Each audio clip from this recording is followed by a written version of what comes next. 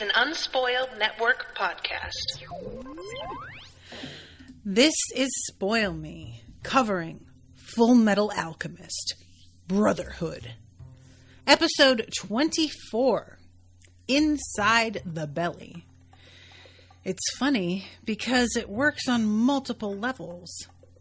The belly of the beast, literally, and the belly of the beast as in the extremely threatening boardroom that Colonel Mustard finds himself in. Boardrooms with threatening auras. Welcome to Spoil Me.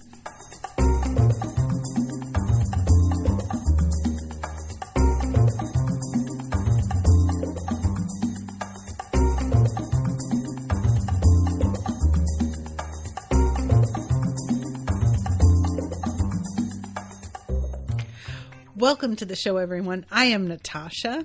Thank you very much to Max for commissioning this episode. What's up, Max? So, this episode was a lot. There was so much that happens here, guys. I keep thinking that since one thing happened sooner than I expected, that means that there's going to be a sort of lull for a little while.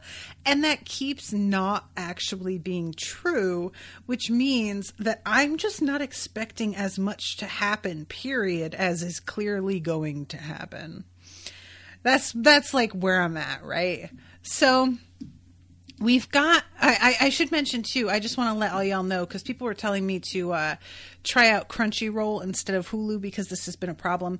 I have wound up on Funimation because Funimation has the dub of One Piece, which Crunchyroll does not have. And I would rather not have two different platforms I'm using. So I have to cancel my Crunchyroll because I thought that they had the dub for One Piece. They do not.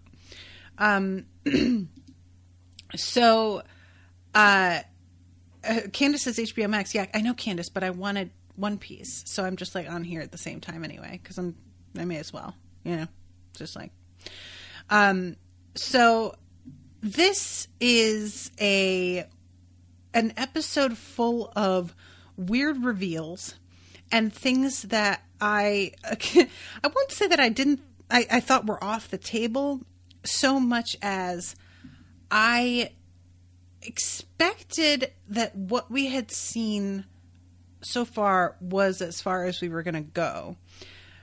The whole thing with fucking Gluttony.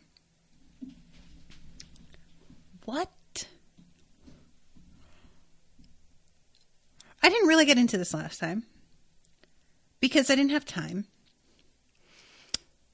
I would like to register my disapproval of the fact that Gluttony has what seems like a very small nuclear device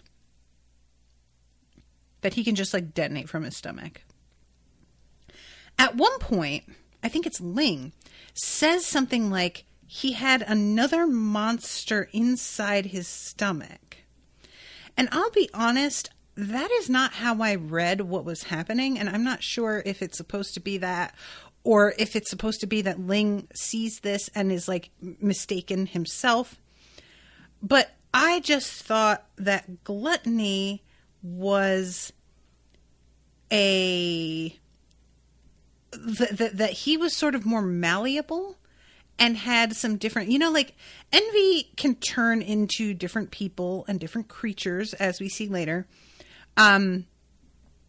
Lust could make spear-ish knives out of her hands. So I was figuring that this was just the thing that we hadn't yet seen that Gluttony could do. That was a sort of shape-shifting thing. Because we also have the weapon that Greed had, where he, made a sort of armor all the way over himself. So it does seem like each of them had a sort of transformative power of some kind. And I guess, Gluttony hadn't really shown us anything like that yet. So at the end of the last episode, when we had this thing, I'm like, okay, I didn't know he could do that, but that feels fair, It feels like he needs something extra to get him on the same level as everyone else in terms of weapons. Because otherwise, it's just, he has the same, like, abilities as any of them, where he can, like, absorb bullets and whatever. It's not really, like, you know.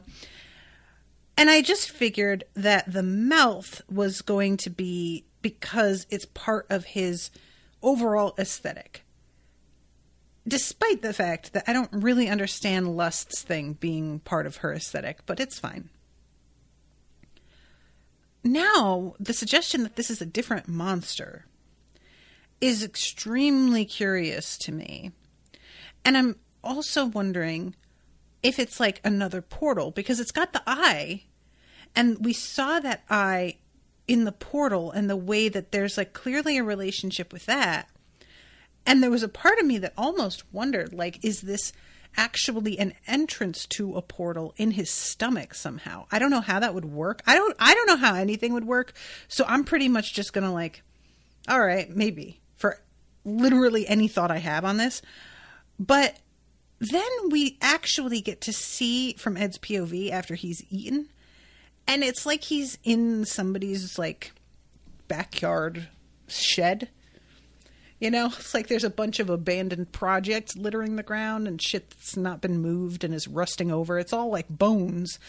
But I was like, well, this doesn't really feel like the portal. And so is this just like a little pocket dimension? Or has he been actually sent somewhere? What I think is interesting is that Envy really tried to keep Gluttony from targeting Ed because of him being a potential sacrifice, which to me indicates that Envy didn't realize Ed wouldn't die right away or die the way that they expected. Which makes me wonder, does Envy even understand what Gluttony's ability is here? Does Envy even know what's happening? And I'm starting to think no. They don't. Forgive me, I'm just putting this blanket over my shoulders. Owen turned the air up when he got home, and I'm like freezing my tits off now. So yeah, this whole thing is like, we keep on adding these abilities, and with Bradley, we have seen this thing that he can do where he slices people, right? And it doesn't seem like he has to draw his weapon to do it. I still don't feel like we've gotten a close-up look at how his ability works. And maybe I'm supposed to have like pieced it together by now, but I definitely haven't. If it's not a spoiler, you can tell me. But if I'm not supposed to know, that's fine. But now it sort of got me thinking about what potentially could be going on with him and his powers that we haven't seen yet as well. Because it just really feels like there's an ace up everybody's sleeve that's a homunculus. And now we've got Envy, dead. Greed, gone. Dead doesn't feel quite right for any of them, but I'm going to say dead. Lust, dead. And because I've been sort of taking for granted that these guys can be brought back to life somehow or recreated, I haven't been that concerned about it. But now I'm starting to be like, is the fact that they're all getting taken out one by one part of the overall design of things? Is this actually like, I know that Gluttony is mad that Lust is dead, and so that sort of points to, we didn't want this to happen, but Gluttony may not be in on the overall plan. Gluttony definitely has a pawn feel to him. Forgive me, Gluttony, but I'm just going to call it like I see it. So if that's so, I just really want to know what happens to the essences of each of these homunculi when they are taken out. What happens to them? Because we saw with Greed that like the essence of him gets sort of distilled out of him, and the father drinks it back up again like it's fucking communion wine. But that isn't the way that the others are killed. It's not ritualistic. It isn't in this facility. Is that a thing for all of them, or only if you're killed in that particular way?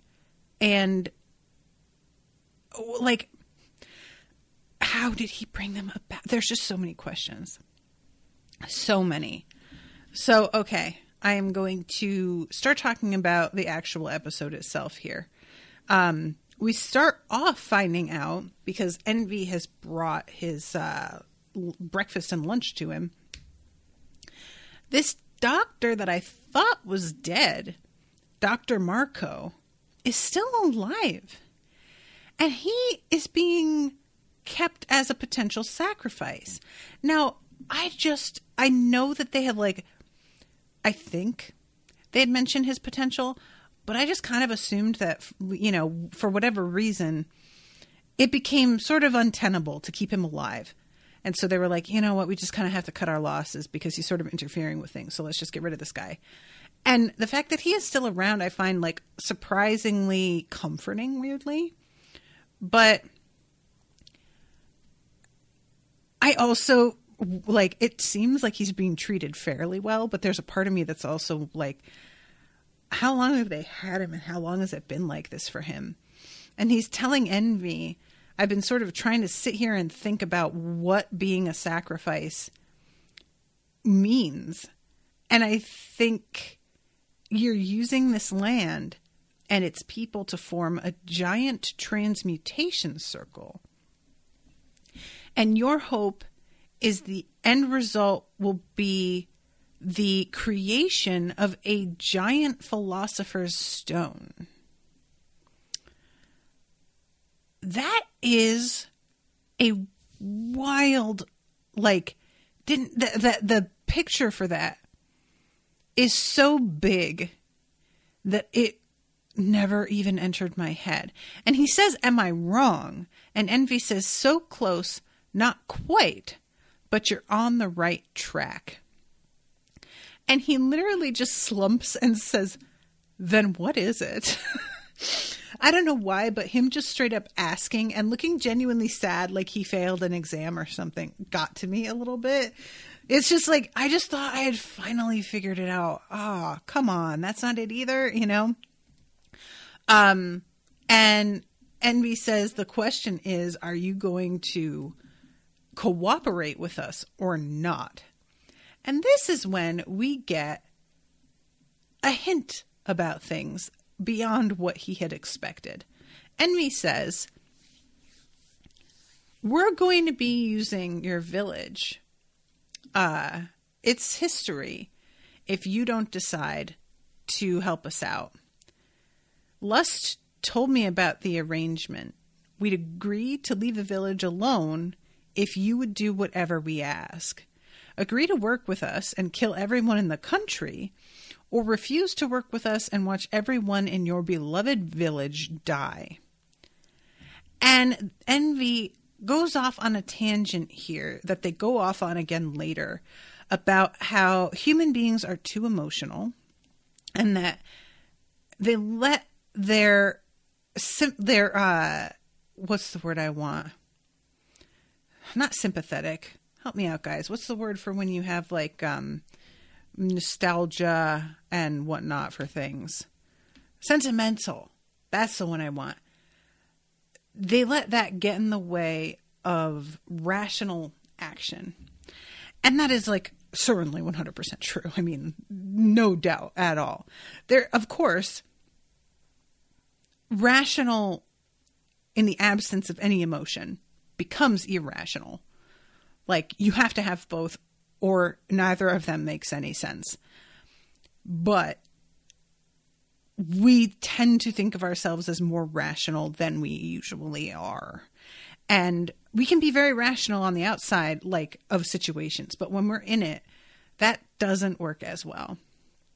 The thing with, because Envy mentions transforming into this guy's wife and all of a sudden he couldn't even do anything to me. And I brought this up before. And again, I want to ask because I don't remember how you guys fell on this. Personally, I think that if somebody that I knew was an enemy turned into someone I love right in front of me, I would be more angered by their presumption than I would be hindered by the sight of someone I love. Do you know what I mean? And in practice, this may turn out to not actually be true. But my instinctive response when I think about somebody like Envy suddenly turning into Owen is rage. How fucking dare you? It's not, but it's Owen now. I can't at all. Not even a little. My instinctive response is, I cannot believe you would stand there and put his fucking face on in front of me. Who do you think you are? And I would be able to pull that trigger. In that scenario, that's how I feel it would go. Again, I may not actually be, like, if that were to happen, let's be real. For most of us, if somebody stood in front of us and turned into a person they love, we would just be too distracted by the fact that they just turned into a person we love to do anything. That's a whole separate issue. But let's assume that we know this person can do it. And it's just, I don't think it would be that kind of like paralyzing moment for me. I think I would just be like, wow, that's fucked up and you are fucked up and goodbye, you know? So that's just me. But I was disappointed to see it seems to work on Ling later as well. Because Envy turns into Lanfan and Ling is like about to do a killing blow, or what passes for a killing blow with these guys when they're so fucking hard to kill. And Ling stops dead. And I was like, Ling, come on. You know that's not who that is, though. It's one thing for it to work on certain people, but I don't want it to always work on everybody. And maybe it won't. Maybe we will eventually see Envy try to pull this and it just falls flat and does not work. But I totally bought it working on Hughes because we've been repeatedly shown how obsessed with his wife and daughter Hughes is. You know, he just like was painted as such an over-the-top family man that moment for him, it makes sense. Like, I don't like it, of course, because I want Hughes to fight back, but character-wise, 100% valid. With Ling, it's like, I guess what we're supposed to take away is that he cares about Lanfan even more than we thought. Okay. Fine. But I feel salty about it. I'm just saying. I do. Yeah, I don't know. I wanted Ling to just be like, really? You know? Because it seemed like he was in the zone. And I really thought that he was sort of seeing clearly in a way that would enable him to like just sidestep that entirely. But no. So this guy, they are going, I shouldn't be surprised. This is how all you humans are. You put emotions before common sense. I killed a man who was like this once. And to like really illustrate the point, Envy does the over dramatic, I'm going to pick up a knife and jam it into this steak. Humans are so easy to take advantage of. Lucky us. And I was just like, all right, Envy, calm down. Like, you know, just fucking chill. You're not that cool. Like, you're pretty cool. Oh, fine. Yeah, you're very cool. But also stop, though. So, we get a weird moment with fucking Bradley. With Wrath. He's being spoken to by some unseen presence who is criticizing his performance. And this voice sounds a little bit like the Portal voice. I'm not entirely like, and I think it's meant to be pride, but we don't see who they are. And we like, there's a whole sort of thing going on at the same time where a spider is catching a moth in its web off to the side, which is supposed to like add layers of intrigue. But I don't understand Pride's presence here and how this works. This is giving Voldemort on the back of Quirrell's head for me. I got real creeped out.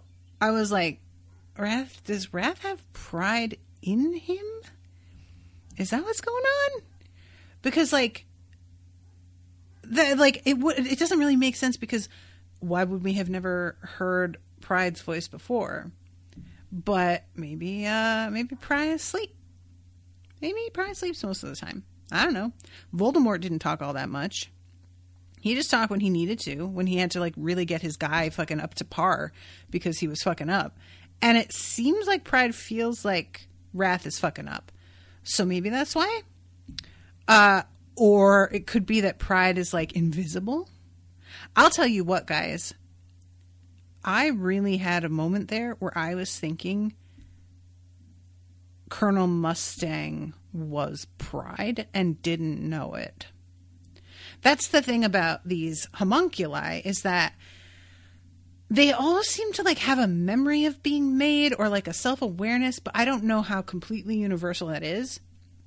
And would it be possible to make a homunculi and fool it into thinking it was a person, like a regular human being? And I don't believe that he is a homunculi, because when I stopped to think about it, I was like, he's been in the hospital.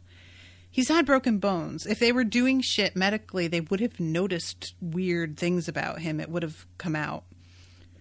But I definitely had a few times where I was like, I don't know, though. He really embodies pride in a certain way that makes me feel like it's on purpose, but I don't know. And the voice of Pride feels very feminine to me, but that really doesn't indicate anything, because in anime, they use women to voice all sorts of characters. So it just, it could be either a woman voicing a male character, or it could be an androgynous character, sort of like Envy. And Envy is definitely voiced by a woman. Yeah, I don't know. So this whole conversation, it's basically this voice being you are sort of losing it here. And he admits things are changing. And he says that foreigners are moving in, and we may be reaching a point where we have to move over for the younger generation. And he's been alive 60 years. So does that mean a new generation of homunculi? Or what? And this voice says, do you fucking hear yourself? You have been around these humans too long, because that is some bullshit. You know what we are and what we're here to do? And that was treasonous, low key. I don't think you should even say that. I'm not going to tell Dad about it, but you might want to watch your mouth next time, because damn. And then Pride says something so, Gluttony, what's up with that? And Wrath straight up just says, don't you worry. I know where he is. And then we cut to the fucking building that had the side of it blown out. It took me a minute here to understand what was going on, because at the end of the last episode, we just get that explosion, and then it cuts, and it's the aftermath of it we don't see. But when we cut to it here, there's a fucking half pipe dug out of the earth in front of the building, a perfect tunnel that got carved out. And Hawkeye runs forward, and there's a moment that I didn't understand what was happening.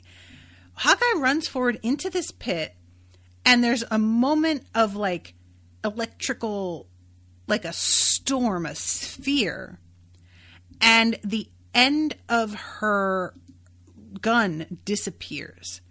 And I think it's meant to be that some kind of alchemy stopped her from firing.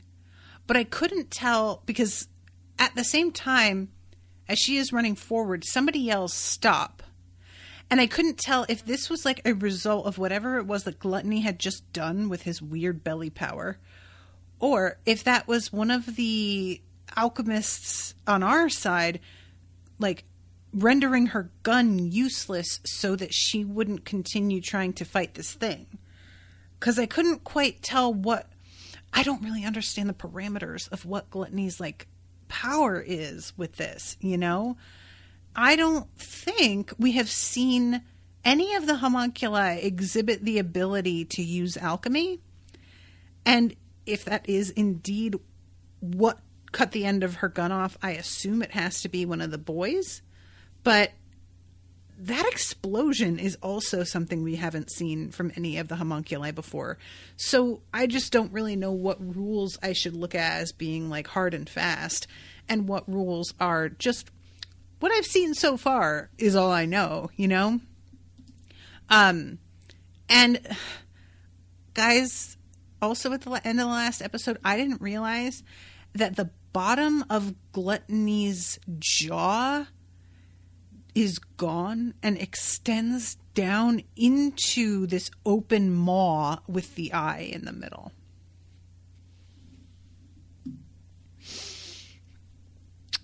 No. No.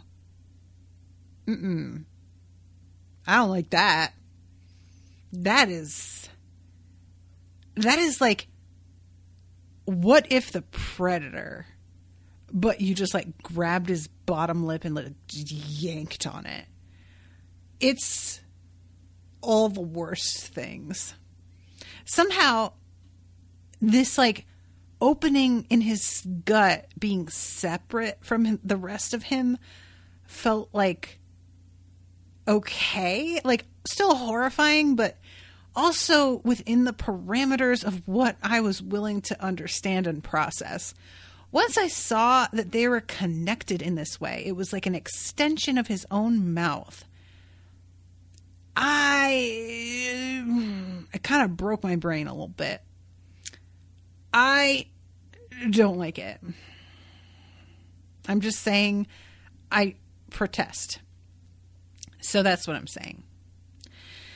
Zdziegi says, I think the implication is just that Gluttony just used his belly power again and took another bite and happened to get only the end of Hawkeye's gun instead of eating her because Mustang stopped her from moving further. Okay. Because it seems like Gluttony's powers should be able to extend to her because she's standing in the trench he just made. So I guess like her managing to stop short of his power, I'm surprised that she could, because I thought that she was within his like radius already. But I don't know, maybe his gut power needs a minute to power back up again. Maybe it has like a cooldown time. You know, I don't know. I'm just going to say I don't know most of the time this episode, and I hope that you guys are all ready for that. I love when she pulls out like both of her pistols and is pointing them in different directions. And fucking Mustang gets up at one point and his face, I was like, what happened to him? And it's the little panda wrapped around him like a face hugger. I swear to God, you guys, I didn't know what, I thought he had been like transmuted. Something had happened to him. I got real flipped for a second. But yeah, he yells, don't bait him. I'm the one he wants. And indeed, immediately, Gluttony goes to him. Inside, Ling is going up to Lan Fan and being like, hey, we have got to get you out of here. This is serious. So let us find someplace safe to bring you. I love there. Finally, we get, okay. There's a moment later where Colonel Mustard doesn't seem to understand how useless he has made himself. And Ed thinks to himself, how did this guy rise to colonel? Which I've been asking, I believe. But this moment felt like it deserved that kind of reaction even more. Colonel Mustard pulls out his little fucking, what do you call it? His glove, his transmutation circle glove. And he takes a shot at Gluttony. And, like, it's a respectable shot. I'm not trying to throw shade on the fact that he thought this was going to work, because why wouldn't you think this was going to work? It looks like it's going to work. It's a big fucking fireball. However, he seems to be sort of forgetting just how much fire he needed to take Lust down. And, like, that was Lust, whose mass is like a third or a quarter of the mass of Gluttony.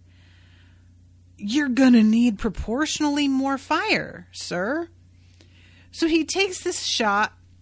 It's extremely dramatic, and he stands there staring it down, really with this like cool guy face, like he's fucking watching how his magic wreaks havoc.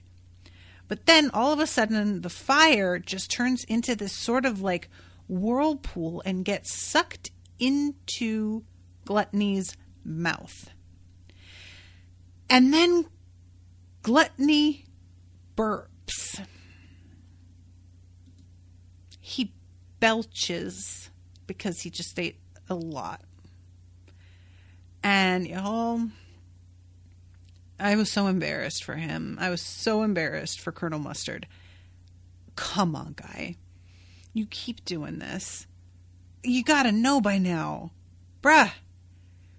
I love, though, it's not just, oh, I withstood the fire and I'm, like, healing so fast. It does nothing. Nothing. He just eats the fire. You know, like, there's a moment in one of the Dresden Files books where he gears up with this big spell and throws it at this demon and thinks it's going to really fucking do something. And the next line is, and then he just ate it. He ate my magic. And that was the whole vibe here. You know, he is like it never was. Doesn't even do like a partial injury. There's not even a moment of feeling like it's starting to work. He screams, which makes you sort of like get fooled into thinking it's doing something. But it's really like it could just be a scream of rage as much as pain. Who knows? And, you know, he's also like in his supercharged form right now as well. It just, yeah. So Gluttony screams and they fucking run. And Ed has a lot to say about how Colonel Mustard didn't do anything. And Colonel Mustard, fairly, is like, if you want to turn around and fucking try something, be my guest, bruh. I don't know if you've got a better idea all of a sudden, but you are more than free to try that. And Al says, I was stunned. Al just says, or maybe we could just hand you over or leave you behind or whatever, because you're the one he really wants. And I was like, damn, Al, that is cold-blooded. So they split into 3 different directions as they're running into the woods. And Gluttony is coming for Colonel Mustard from one side, but Hawkeye is like behind him and shoots him. And then Roy's injury starts to act up. I am so glad that his injury is being treated like it's genuinely a hindrance still. Y'all know what I'm talking about. How many shows there are where somebody looks like they got fucking slashed to ribbons. And 1 episode later, they are fine. And look, in something like One Piece, when that happens, that's fine. Because One Piece, the whole reality, like, barely hangs together cohesively at all. It's totally fine for it to not function that way. People recover almost instantly on One Piece. Sure. I would prefer that in that case, to be honest.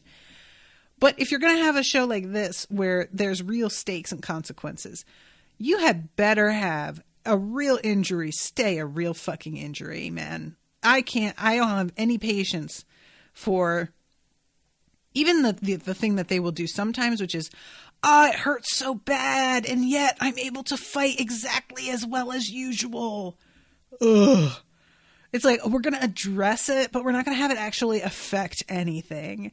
Come on, then. Don't do it at all. Like, you know, it feels cheap. We're just going to have an injury so that you get all shocked, and then we're going to have it just be completely irrelevant. And I was just really glad when he starts to hurt, he like falls down it's not just I'm in pain. It's like my body is going, I don't think so, bucko.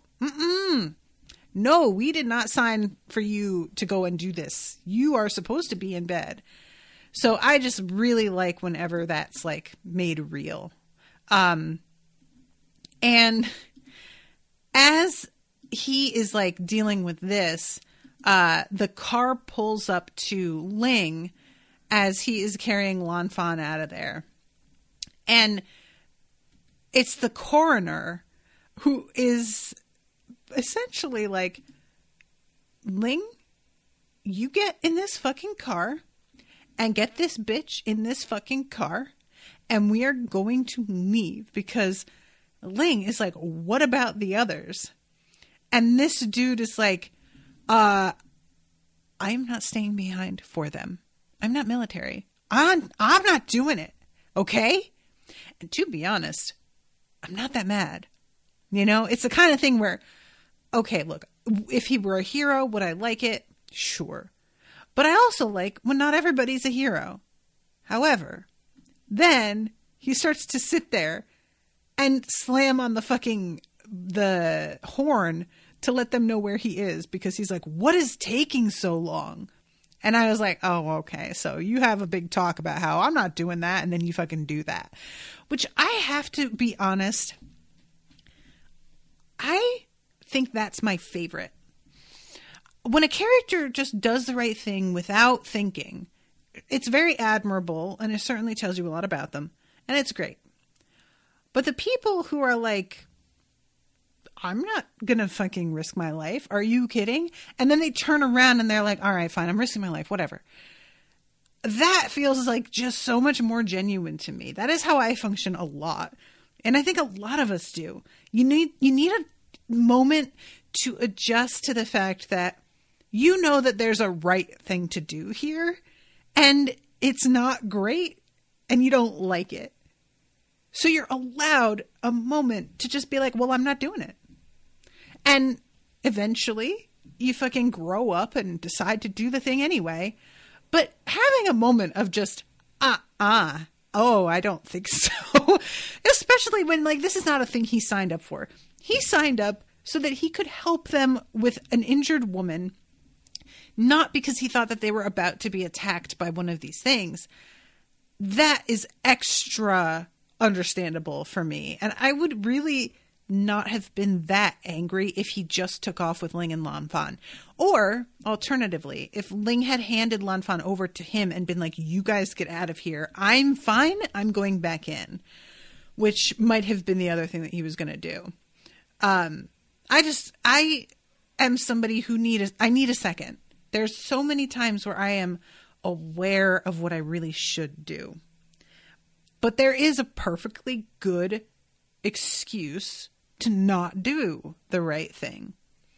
And I need a moment to stop and think. And what always does it for me, and this might help you guys, I've mentioned this in other shows I think before, I stop and think, in 5 years when I look back on this moment, how am I going to feel if I don't do the right thing? That's genuine. And I know that sounds like a trite, like, you don't really do that. I 100% do that. Because it's the only thing that gets me to do the right thing sometimes, is knowing that the guilt will haunt me and the shame will haunt me. The kind of thing where you will like be almost asleep and it will wake you up because you're just flooded with shame. That is the only thing that will keep me doing the right thing sometimes. It's just knowing I'm going to have to live with it if I don't do it. And I don't think I want to, you know? And like, that's a selfish reason in a lot of ways to be doing the right thing. But if that's what gets you there, I guess. So that's just a little insight into how my brain works. So then we have this moment of Gluttony apparently sneaking up behind Mustang, who is still like curled on the ground in pain. Guess what? It's not Mustang.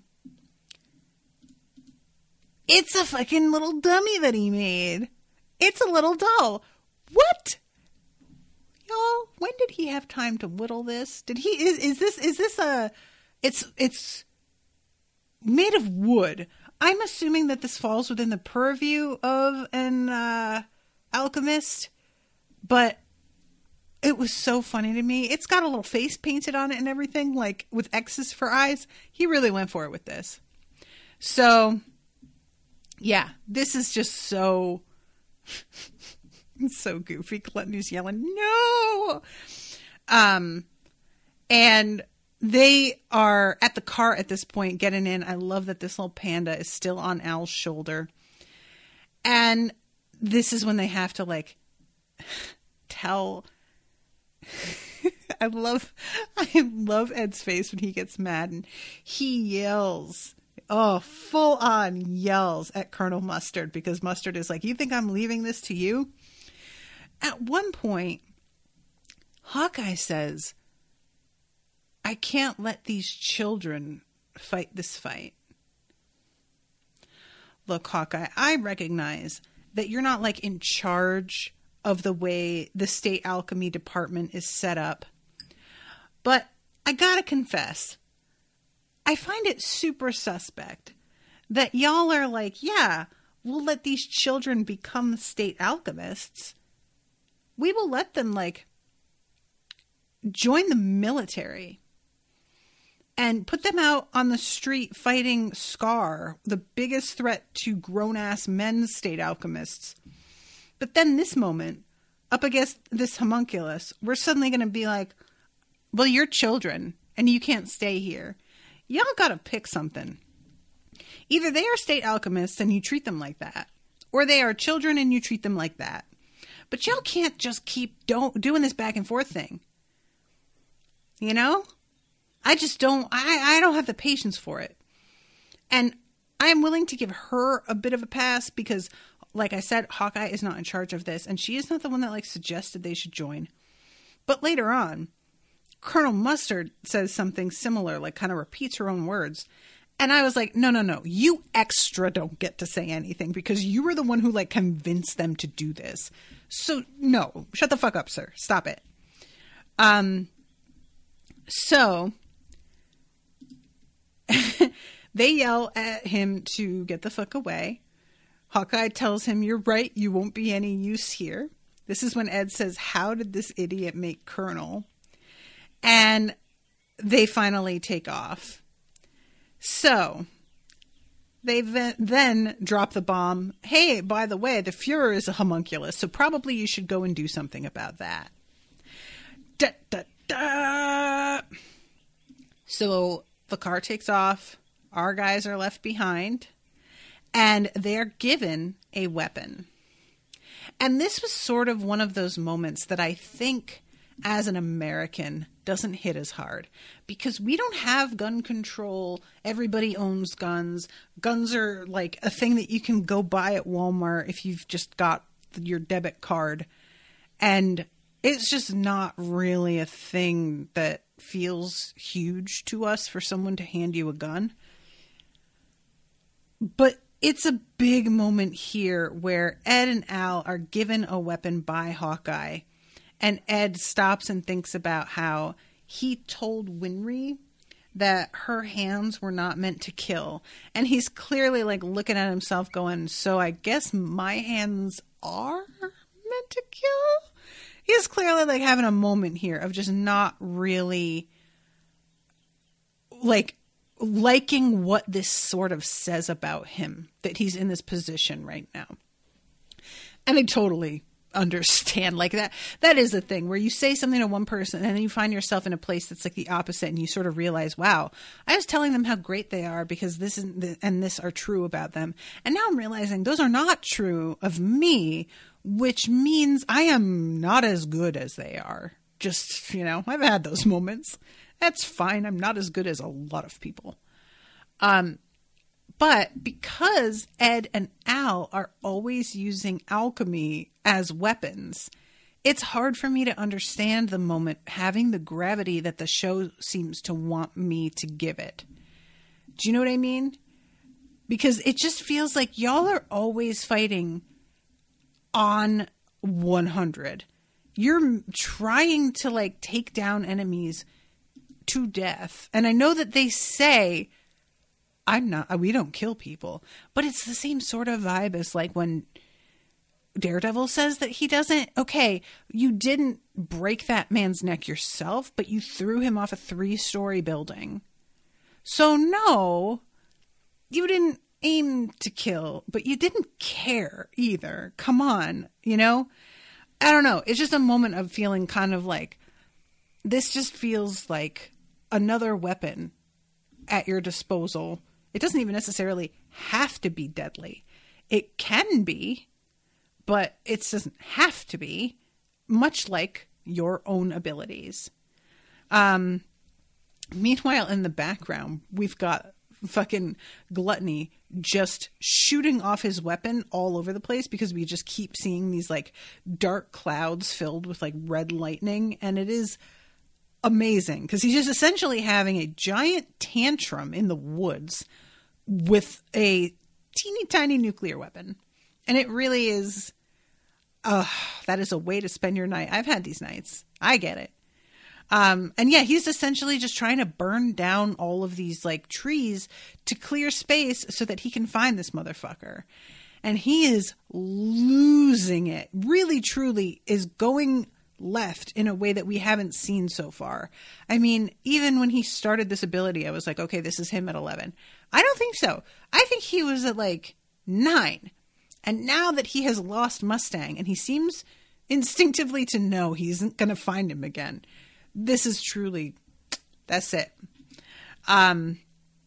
So this whole, how are we going to catch him? And then there's rustling bushes and they turn around and it's Envy in the shape of a giant black dog. Yo, honestly, this is the dopest of all of Envy's forms. They look like Anubis. They look like the Egyptian god of the underworld. Like, really, really cool. I loved this look. Let's say Be More says, alive, in 5 years you're going to feel alive because you didn't stay back and fight a monster like some bad horror flick logic. Look, Be More, we know that what I was talking about was not staying and fighting a monster. Hawkeye is a middle line. She's not going to stop them from fighting, but she's not going to run and leave them to fight alone. Mustang is roughly the same way. Also, they probably didn't expect Ed to be fighting literal eldritch monsters when he enlisted. That's why you don't enlist children, though. Like, just look. Let's all call a spade a spade. Actually, I feel like I heard that that's racist. I don't remember. But let's call it what it is. They have children enlisted in the military. It's the wrong thing to do. End of. It was a bad call, and it was a stupid thing that should not have happened and should not be allowed to continue, and it's highly suspect. Just out the gate, end. So, at this point, Envy just tries to be like, oh, what's up, guys? And transforms back into their human form. How are you, Fullmetal Pipsqueak? And this turns into quite a thing because evidently Ed is never, ever going to get used to somebody calling him small. I love at one point when he's like, you called me small and short here. You called me short here. You called me short here. And Envy says, wow, you've got a really short memory. I was like, oh, that is cold. I really liked that, honestly. That was a little clever. That was a little funny. Oh no, I just saw in the fucking subtitle, it says sharp memory. Oh, that's ruined. I thought she said short memory. Like she was making another short joke.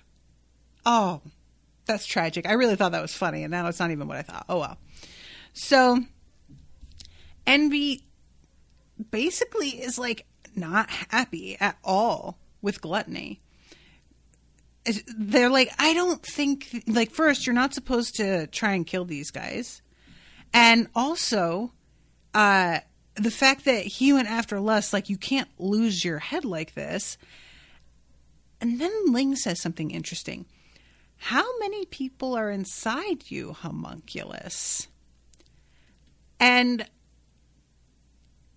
he's getting multiple sort of senses off of Gluttony. what I thought was interesting is not only the assertion that there are people in there, which we do find out later, like Ed's alive inside, so that's a thing clearly, but we didn't know that at this point. But when Envy like hears Ling say this, Envy looks irritated in a very specific way. Like, Envy doesn't like that Ling can sense that. It's like they take it personally somehow. And says, you're the kid who crossed swords with Wrath. And then he does a whole, kid, I'm the 12th son of the Emperor of Xing. And then she just says, eat him.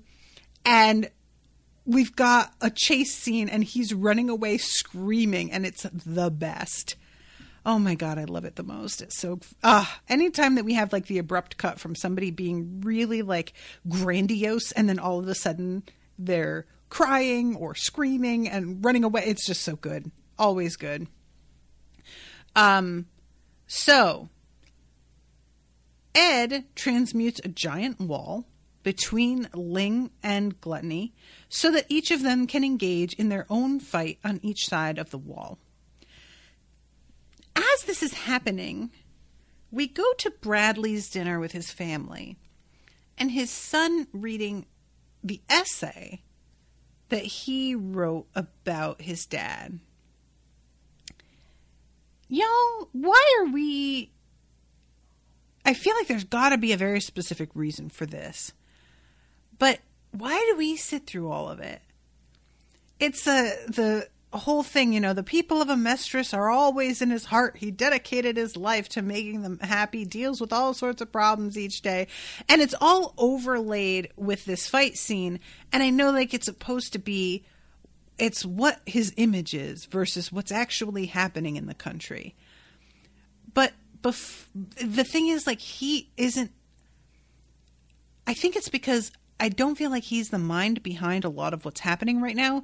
Not to say that Wrath isn't involved, but he didn't sick Gluttony on Mustang this way. Like, all of that is just because they have their own minds. All of the homunculi get to make their own decisions and their own choices. So it felt like this is the sort of thing that should have been cut over.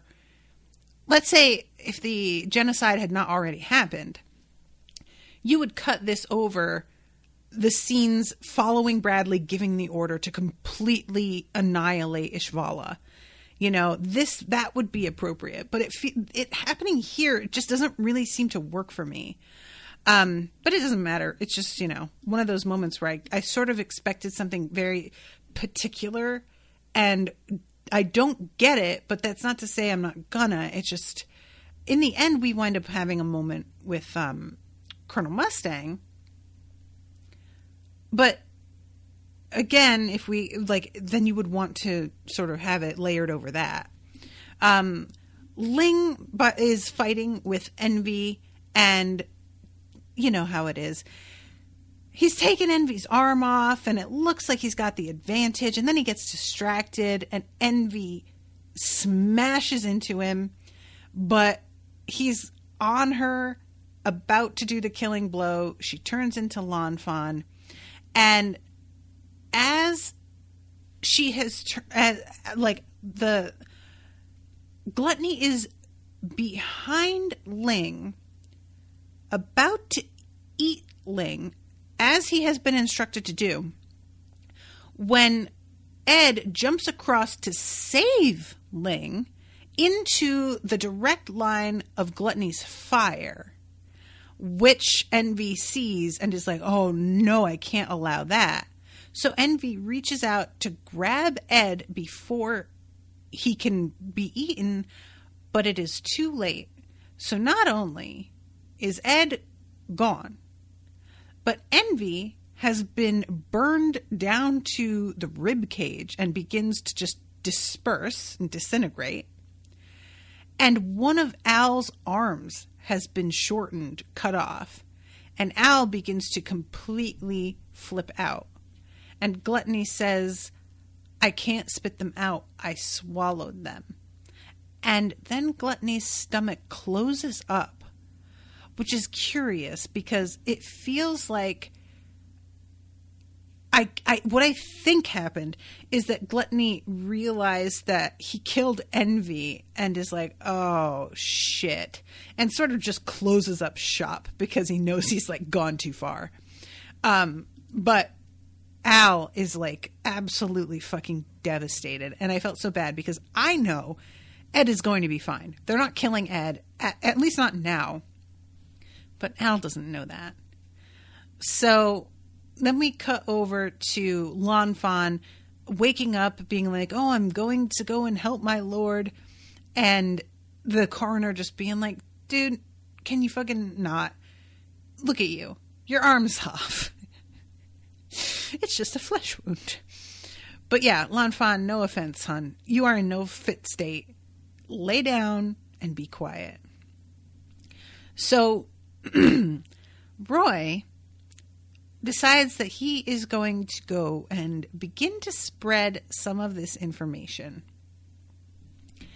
And he says it's time to find out who we can trust and who we can't. I'm going to go and poke around and see what's up. And Roy says, for all we know, the Fuhrer is a homunculus. I can't very well ignore that. And I thought it was sort of weird. He says, for all we know. But I thought it was pretty clear. I guess the only thing they know is that he has the tattoo. So that's it. But like, that feels pretty damning. So he's remembering Hughes saying you need as many people on your side as you can get right now. And he thinks that he understands what that means. And he's heading to talk to people with the intention of like, oh, I'm going to get some of them on our side. What he winds up realizing is it's not that I need to find people. Excuse me. It's not that I need to like find people to do this. It's that he was warning me the problem is already like inside the house. And that is honestly something that I feel like I should have seen coming, but I didn't. I assumed nobody was aware of what the Fuhrer actually is. And it doesn't seem like that's actually true. So he heads inside. Lieutenant General Raven. He tells this guy a story about his transfer and the man that he was playing chess against, Grumman. And this is meant to elicit a reaction. It's about how this guy is like a little bit of a softie and that he might neglect his troops by spending time tending to their wounds himself, and is sentimental enough that it can be possibly a hazard, but is an indication that he's a good man. Really gets us thinking, oh yeah, he's a good man. So he just takes that as like evidence. So long story short, he's in the hall with this guy. And he says something like, there's just a lot of gossip going around. Scar was seen feeding a stray cat. Immortality has been discovered. Or even that Fuhrer Bradley is a homunculus. And this guy bursts out laughing. But he sees he's not laughing. And it's like, so I guess you don't really have a sense of humor. That's fine. It'll give us something to talk about.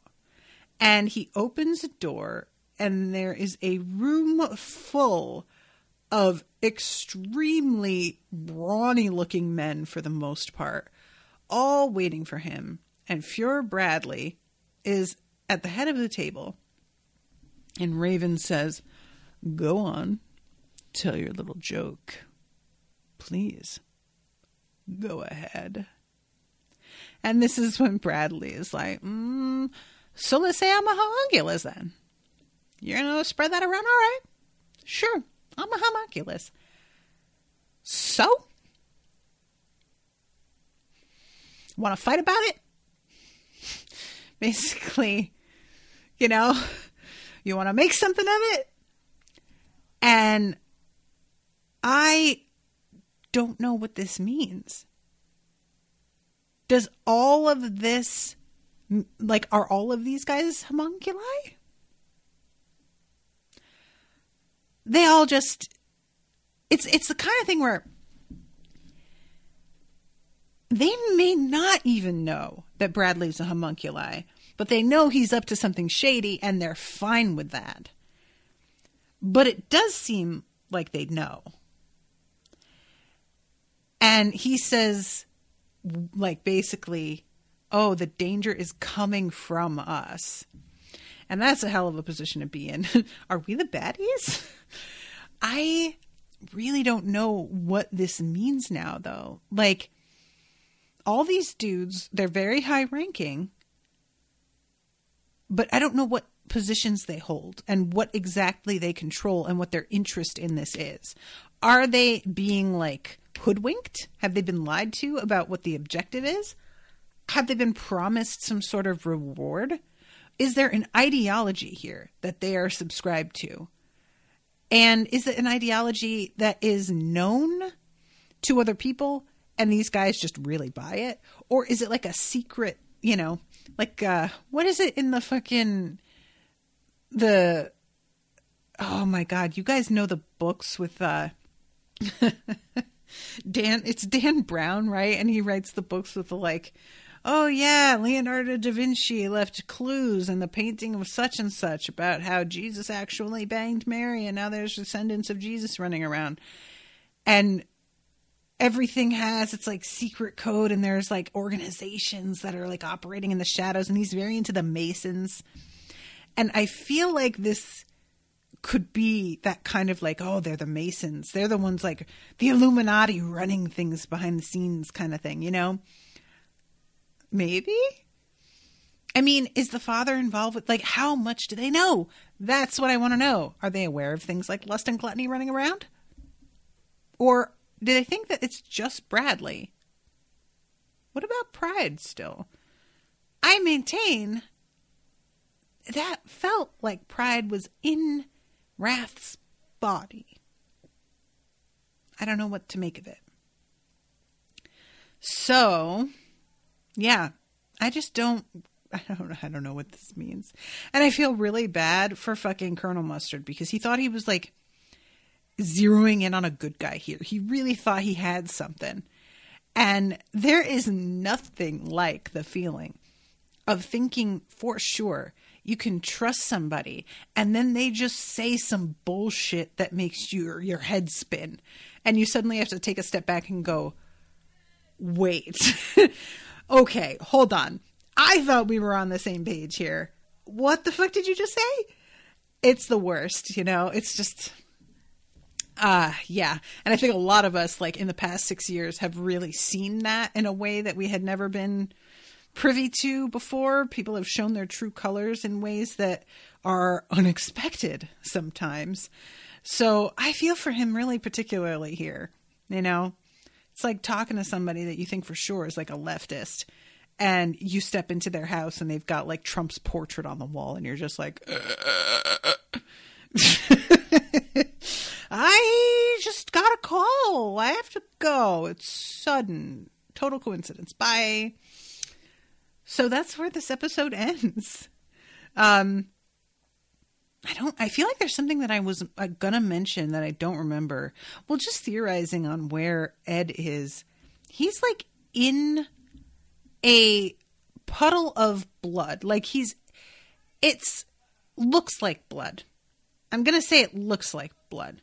That's the vibe that we're supposed to be getting because it's sinister in here, right? But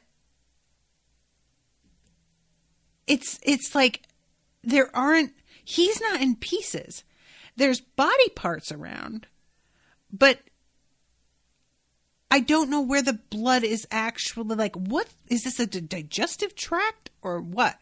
When he looks over, this cracked me up. There's a skeleton inside a uniform, but its skin is all gone. It's a skeleton, but it's still got hair, which I think is how it happens. I think your flesh decays before your hair does, but I don't know why his little like toupee on his skull just cracked me up. And there's like pillars. It is roomy in there. There's lanterns and there's just like all kinds of masonry. And I don't know if I'm supposed to pick up on like from that particular uniform that guy is wearing who he is or when he's from or what. But yeah, Ed just yells, well, where the hell am I? Oh no, he does say it's blood because he like smells it. Yeah, so what is this? Because it could be that he is literally in the belly of Gluttony, but that eye makes me think that was like a portal to somewhere somehow, and I don't know where it would be. Genuinely don't have like a theory on that. So, oh, Damien says it's that priest from the Lior episode. Oh, that's fun. Okay, so he is like in Gluttony's belly. But so they don't die. So Gluttony eats them in one bite? Well, I guess this was a special case because he used that weapon. The priest, though, is like, he looks pretty whole. So I'm going to assume that the priest like died of starvation inside of Gluttony. Because that's what it sort of looks like. What I assumed happened, because it always cuts away after Gluttony's like, I'm going to eat you. It cuts away, and I just assumed Gluttony takes a bite and chews and swallows, and takes another bite and chews. And I'm assuming it's a very bloody business with a lot of ripping apart and screaming. But from the looks of that, he just sort of opens his mouth and swallows you whole, like a whale, like you're Jonah. I mean, I guess that's not so bad. Starving to death in a puddle of blood does sound like it sucks, though. That would suck, I have to say. So how does Ed get out of there? That's the question. All right, guys. Well, I have to leave. Thank you all again very much for hanging out with me. Thank you to Max for commissioning the episode. And I will see you all again on Friday. Until then, toodaloo, motherfuckers.